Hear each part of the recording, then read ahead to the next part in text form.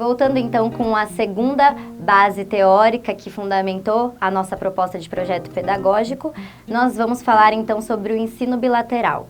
O ensino bilateral é uma metodologia desenvolvida através do diálogo entre 3 temas fundamentais: música, lateralidade e aprendizagem.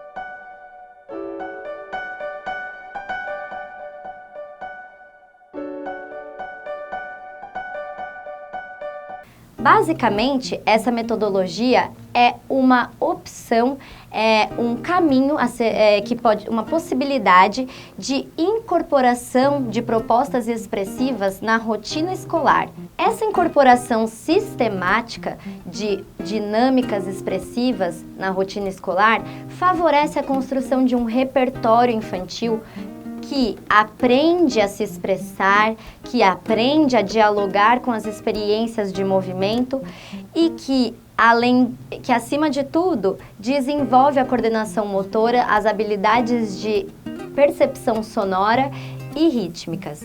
Porque, basicamente, esse diálogo entre música, lateralidade e aprendizagem tem uma relação profunda com aquela dualidade que nós falamos no vídeo anterior entre mente e corpo, porque a lateralidade em si é o fato de nós termos 2 lados no nosso corpo e 2 hemisférios no nosso cérebro. Essa lateralidade, ela envolve uma diferença de desempenho entre os lados do corpo, que é claro que nós sabemos que todos temos um lado dominante, né?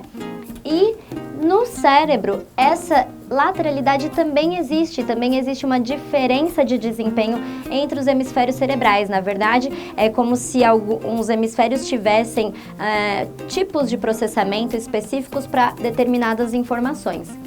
E como isso se relaciona? A lateralidade externa que se manifesta no corpo está relacionada com a lateralidade interna que se expressa entre os hemisférios cerebrais. E a principal descoberta nesse sentido para a ciência, até hoje, foi identificar que, para a maioria das pessoas, a lateralidade manual direita está relacionada com a lateralidade interna esquerda para o processamento da linguagem. O que isso tem a contribuir com a educação? A gente precisa pensar que dados nos mostram que uma criança que tem lateralidade externa atípica, ou seja, uma criança que tem preferência manual atípica, ela tem maiores chances de ter uma lateralidade interna também atípica. O que isso significa? Processamento da linguagem no hemisfério direito. Essa condição pode ser um fator de risco para o desenvolvimento de habilidades linguísticas. Sendo assim, na escola, quanto mais a gente estimular a lateralidade por meio da ludicidade e da expressão, melhor. A música, por exemplo, é um excelente caminho para a condução desse estímulo à lateralidade. Afinal, se a gente faz atividades com percussão corporal, com instrumentos percussivos, a gente consegue estimular essa lateralidade, até mesmo com as sacolinhas, né? Com objetos. Tudo isso tem muito a contribuir com a coordenação motora das crianças e com a lateralidade interna e externa. Porque quando a gente estimula essa coordenação motora, a gente também está estimulando a cognição. Ao contrário do que se acreditava antes, né, lá naquela filosofia cartesiana, hoje a gente sabe, muito pelos estudos da área da psicomotricidade, que a coordenação motora está extremamente associada ao desenvolvimento cognitivo. Essas duas inteligências caminham juntas. Para que uma se desenvolva, a outra também precisa se desenvolver. Quanto mais uma estiver desenvolvida, mais a outra também vai conseguir se desenvolver. Então, elas caminham juntas.